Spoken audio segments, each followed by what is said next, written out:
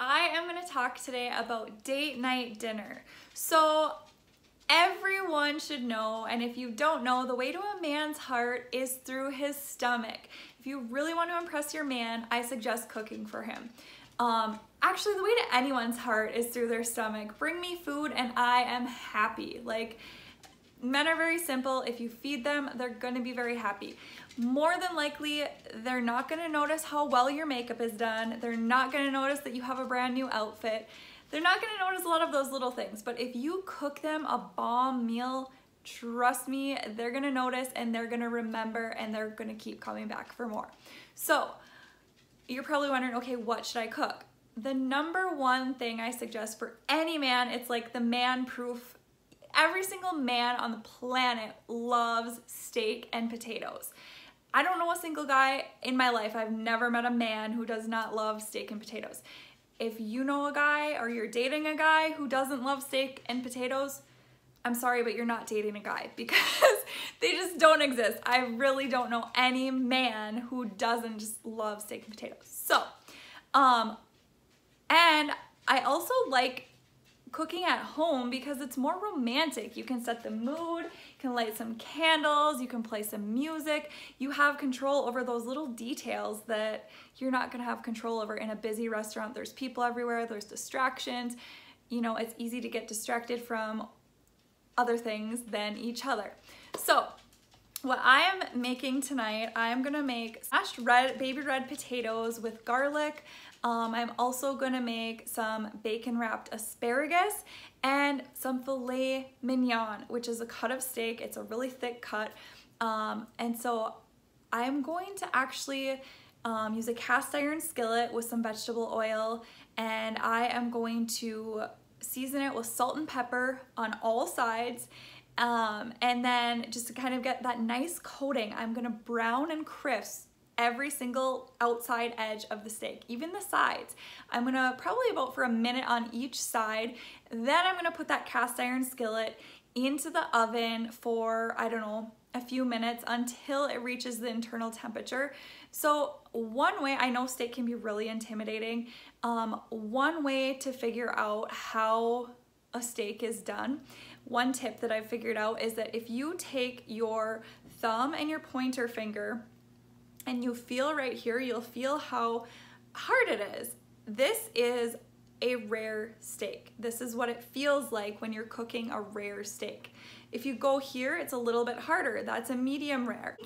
This is a well done. So it goes well done, and then to your pointer is rare. So that feeling, if you feel the steak, it's gonna feel the same way. Maybe you don't have a thermometer. If you don't, I suggest getting one. They're like $6 at Walmart, and that way you know. But this is the trick that I suggest doing because it's just, you don't ever want to cut into a steak to see how well done it is, because when you cut into it, all of the juices are going to escape, and then you're going to end up with a piece of beef jerky for steak, and nobody wants that. You want those juices inside. So after you're done cooking the steak, you want to make sure that you let it rest. Another thing, before you cook the steak, I have my steak sitting out right now at room temperature, and I'm gonna let it sit out for about an hour before I start cooking it. Because if you cook a steak right out of the fridge and put it right on a hot pan, it's gonna like shrivel up, and it's not gonna be as good. It's much easier to cook a steak once it's been sitting at room temperature for a while. And while that's sitting out, I'm gonna boil my my potatoes, my baby reds, and then until they're soft. And then after that, I'm gonna mash them with some milk, some garlic, some olive oil, and mash those up with some seasonings. And presentation is everything. So you have to get a little bit creative with it if you really want to impress your man. I plan to also make a red wine reduction. I have one bottle of wine that I'm gonna be drinking, a red wine, because it's gonna go really well with the steak. I have another bottle of red wine, and you can just get a cheap bottle of red wine. It doesn't have to be super expensive because you're cooking with it. So I just get like a, I don't know, $12, $15 bottle of wine. And what I do after I've cooked my steak in that pan, I'm gonna take it out of the pan and let it rest. That's very important. But there's gonna be all of that flavor and those little seasonings and like crisp little pieces from when you seared the steak. So I that's like where all the flavor is. So you don't want to just like scrape that in the garbage. You want to use that. So you're gonna make a reduction and a glaze to get all of those little flavors, and then you're gonna pour it on top of your steak. So I will add some finely diced onions into the pan, along with a little olive oil and butter, and let that melt. And then I add in the red wine, and I let it reduce down until it's a consistency and thickness that I like. And then, you know, after that, you can add cream if you want, which I'm actually not going to because I don't have any. But if I did, I would add that in. And it just makes a really good sauce that you can pour over. So how I plan to plate it, I am actually going to take my mashed potatoes and I'm gonna put them in a little circular shape on my plate. Next, I am going to put on my filet mignon. And then on top of that, I am going to put my bacon wrapped asparagus, and then I'm gonna pour that sauce all over everything. So I'm gonna have it on the outside of my potatoes, I'm gonna have it on top of my potatoes, then I'm gonna put the steak on, I'm gonna pour more sauce on top of that, then I'm gonna put my bacon wrapped asparagus on top, and I'm gonna put more sauce on everything, and then I'm gonna sprinkle it with some fresh greens to just kind of garnish it. So I will show you guys how I do this. So I have turkey bacon, but if you wanted, it would be better with real bacon. I just don't have real bacon, so I'm using turkey bacon, and I cut it in half, and I'm gonna take this bacon and wrap it around like 2 to 3 pieces of asparagus, throw it on this roasting pan in the oven for about 20 minutes while I do the potatoes. So this is what they look like, 2 to 3 pieces wrapped with some bacon, drizzled with olive oil and salt and pepper. I'm gonna put those in the oven at 400 degrees for about 20 minutes. I've got my potatoes boiling, and as soon as these are soft, I'm gonna mash them up and make some baby red garlic mashed potatoes. I got my filet mignon, and I just put some steak seasoning on it, and I have a really thick layer. I'm gonna put it on the sides as well, but the side you put down first, this is gonna be the presentation side because it's gonna be the most pretty. And this seasoning is gonna make it crisp up so that all the juices stay inside when you sear it. So it seems like a lot, but a lot of it's gonna fall off into the pan, and it's not gonna be as much as it looks like right here. Okay, so I put the steak in the pan, and I actually put the wrong side down first, so I don't recommend picking it up after you've put it down. Just keep it down, and I did that on the second one that I put down. The first side that you put down is going to be, like I said, the presentation side. It's going to be the prettier side. So you're going to just let that sear on each side for at least a minute or so. And then after you're done doing that, you're going to pop it into the oven for another like 20 minutes at about 400 degrees. And just check it. Like I said, you can use that method that I told you with your index finger, or you can use a meat thermometer. Just make sure to insert the thermometer into the side of the steak. So my steak is actually just searing in a cast iron pan in some vegetable oil. Normally I cook with coconut oil or olive oil, but the smoke point for those are very low compared to vegetable oil. So when you're searing something and you need it at a very high heat, I recommend using vegetable oil. And then go ahead and just flip over.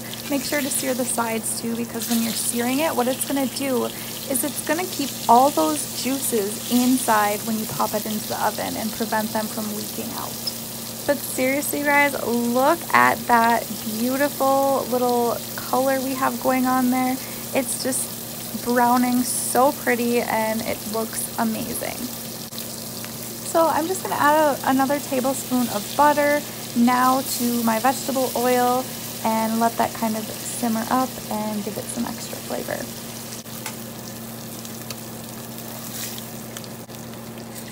So this is what you want to see on your steak. You want to see that nice brown crispiness to it. And I actually instead of throwing this in the oven, I wanted to use the same pan. So I actually just set these on a different pan and continued baking them in the oven. I added some garlic to this pan and made my red wine reduction. I also added some red onions into the pan. So just go ahead and continue cooking until the onions become translucent.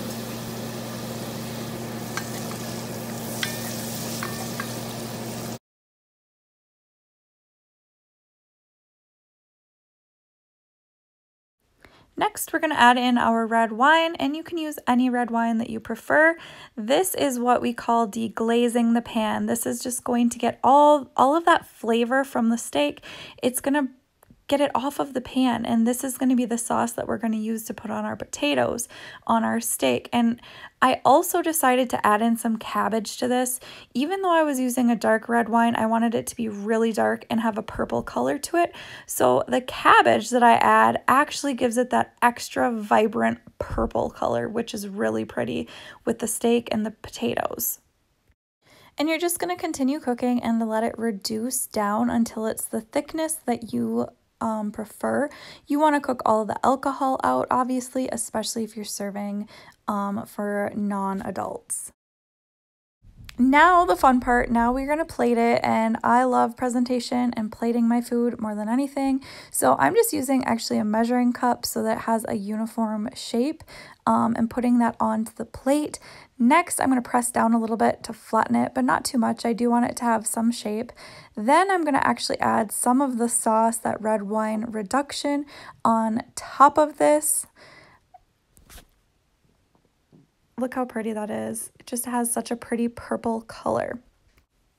Okay, now comes the steak. We're going to add in the steak on top of there very nicely. Press down a little bit so some of those juices come. We're also going to add some more sauce on top of the steak to just give it a really, really nice color and some juiciness to it. Make it look really, really appealing. We all know that we eat with our eyes before we eat with our mouth. I'm going to add a little bit extra because the more juice, the better. It's so, so pretty. And next, I'm going to add the asparagus with bacon wrapped around it. And that is how I'm going to present my food. I'm just going to kind of make sure it looks good. So this, ladies, is a perfect date night dinner. It will impress any man, even if you just want to have your girlfriend over, have a girls' night, or whatever. This is definitely a meal that will impress. I can promise you that your man is going to think that you hired a private chef to come in and do this meal, but when he finds out it's you, he's going to be so impressed. Now, if this doesn't impress your man, nothing will. Seriously, you guys, look at this. So good.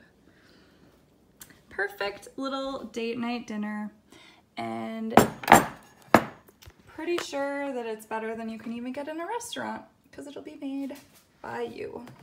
A little of that wine to go with it.